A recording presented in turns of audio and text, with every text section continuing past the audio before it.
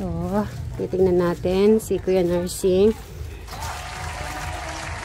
Tara, dito tayo.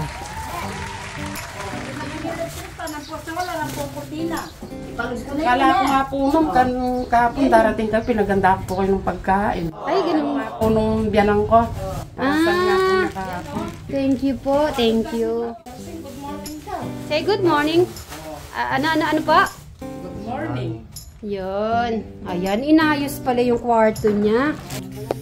Kumusta naman si Kuya Nursing natin? Kuya Nursing, kumusta? Okay lang po. So, yun guys, yung dalawang magbayaw, maghipag. Magbilas po kayo. Ay, sa bilas. Yung dalawang magbilas po. Sila po ang naglalagay ng curtain.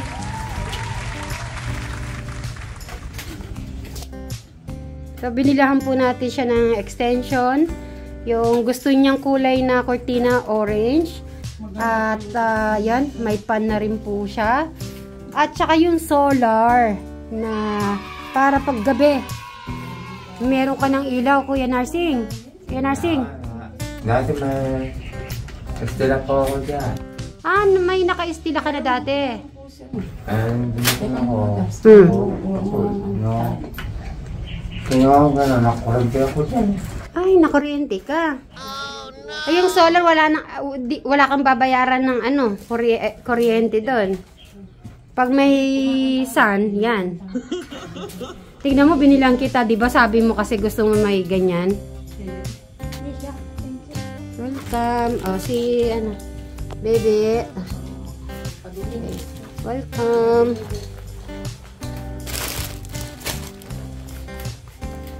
Wow, magaling. Ito pa atay nilalagay dyan, ano? Ay, dalawa yan.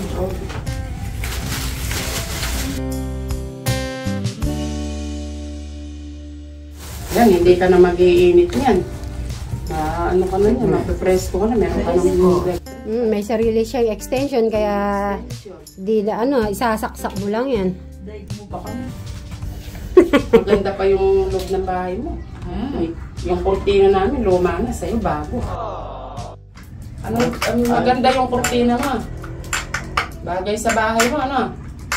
Gaya, beauty. Bagay ba, Kuya Nursing? Beautiful. Beautiful. Beautiful. Malago. Malago daw. Malago, beautiful. Marunong ka pang mag-English ngayon na. Ayan na po guys, nailagay na yung kurtina. Request niya po yung kulay na orange ni Kuya Nursing. Ayun, may hangin na hangin pa. Ha? Balonet. Ayan. Ayan.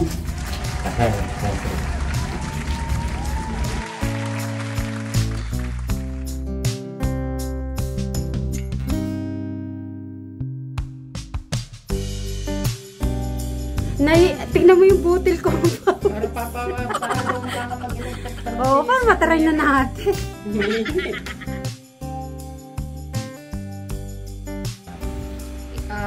So ngayon, habang hindi ka pa talaga ayaw mo pang sumama, magpa-check up, sinusunod mo yung kuya mo at saka yung mga bilas po ba tawag? Mga bilas mo ha. Tsaka pag naliligo. Okay? Pag ready ka na talagang magpa-check up, sasabihan mo na lang kami. Okay? Na? Okay pa? Pag pa-message ko si ate, pag ready ka na magpa-check up, doon na lang ako pupunta. Ano? Gamot. Hindi pwede. Hindi ka naman pwedeng basta-basta bibili ng gamot. Ay, pang-bili. Amoxicillin na naman. Yung amoxicillin sa sugat daw yun eh. Sa sugat lang po kasi yun. Kailangan talaga mapacheck ka talaga kung gusto mo talagang bumalik. Lagi ka kakain ka po, no? Kakain ka po palagi, no? Okay? Binibigyan nyo naman po siyang po, di ba? Opo. Hindi, pag po wala po ako, ma'am, sila po nagbibigay. Ay, ayun na. Kuya Nursing, check mo yung ilaw mo. Ayun na. May ilaw ka na pag gabi. Pwede po siya, napaano yan, nag-change siya ng color. Yung mga bayaw mo na aalagaan ka, chine-check ka muna. Tsaka di nyo naman po siya pinababayaan, di ba? Kahit na dati. Hindi naman po nagkukulang Hindi naman po nakukulang sa pagkain niya. Sampo, sabi. Siyempre, nandyan ang kuya mo. Sino pa bang magtutulungan kung hindi yung magkuya, di ba po? Alam ko naman, sa pagkakilala ko naman sa kuya mo, hindi ka naman niya papabayaan sa pagkain. Okay? Tutulungan mo yung sarili mo, okay? Siguro magkita na lang tayo ulit pag ready ka na magpa-check up. Ha?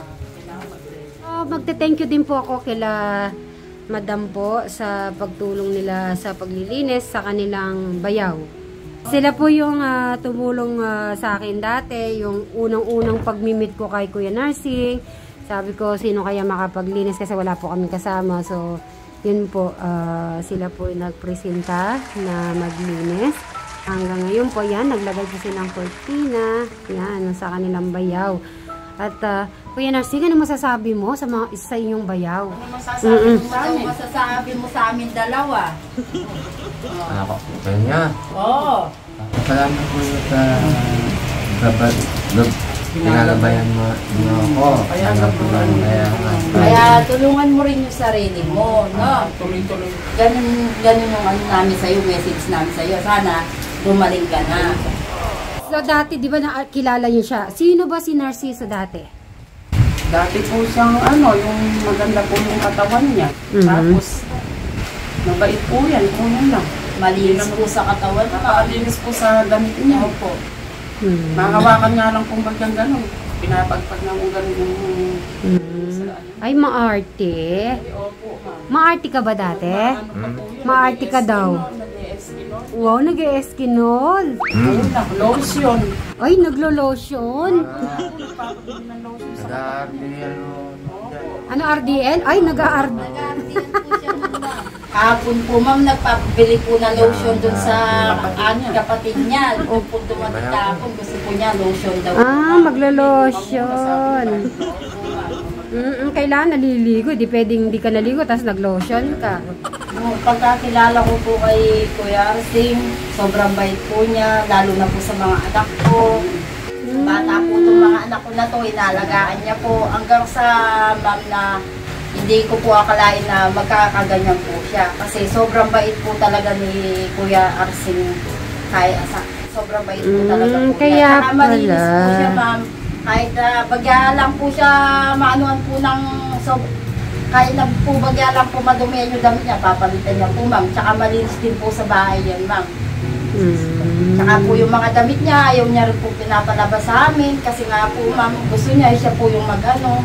Tsaka lagi po siya naliligo nun. 3 beses nga po, ma'am, maligo yan eh. Sobrang linis po yan sa katawan, ma'am. Kaya po, ewan ko po, ma'am, kung bakit nagkaganyan po siya, ma'am. Narinig mo yon? Sinasabi nila?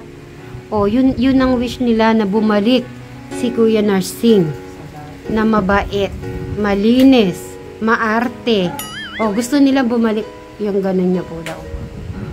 Gusto po nila, i-wish po nila na bumalik yung dati nyo.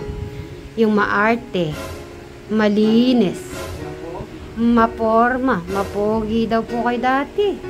O, ba't di nyo po ibalik? Picture ko lang doon sa Belen. Nasaan po ba yung picture niya dati? Hindi po namin alam. Dapat may picture ka, tapos ano dyan. Ayun, Kuya Nursing, di na rin po ako magtatagal kasi may pupuntahan pa po ako, no? So, dinaan ko lang po talaga yung pinramis kong solar electric fan, yung paboritong cortina na kulay orange, tsaka yung coffee mo, at tsaka yung cupcake ka, na pa? May merienda. Ano na lang po, mga madam, siguro, alalay na lang po muna kay Kuya Nursing. Tapos, pakisabi na lang kay Kuya Joel na, syempre, kapatid niya, si Kuya Nursing, alam ko naman din niya pababayaan yung kapatid niya. So, siguro, bantay-bantayan na lang po. Tsaka yung pagkain niya. Kita na lang po tayo pag ready ka na po magpa-check up. Okay? Magbabay ka na muna. Bye-bye kami.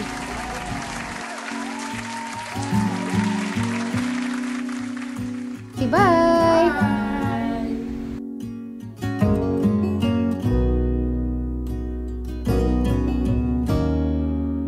Ang gagawin ko na lang po na nag-usap po kami about po na yung sa kanyang sarili, pag ready na po siya magpa-check up, sasabihin na lang po ako ng mga bayaw niya.